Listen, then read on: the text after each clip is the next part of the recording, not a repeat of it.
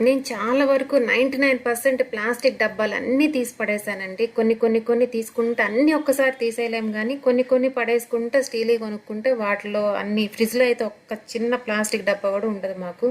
ఇంకా షెల్ఫుల్లో కూడా అన్ని గాజు బాటిల్స్ లేదంటే స్టీల్ డబ్బాలే ఉంటాయన్నమాట.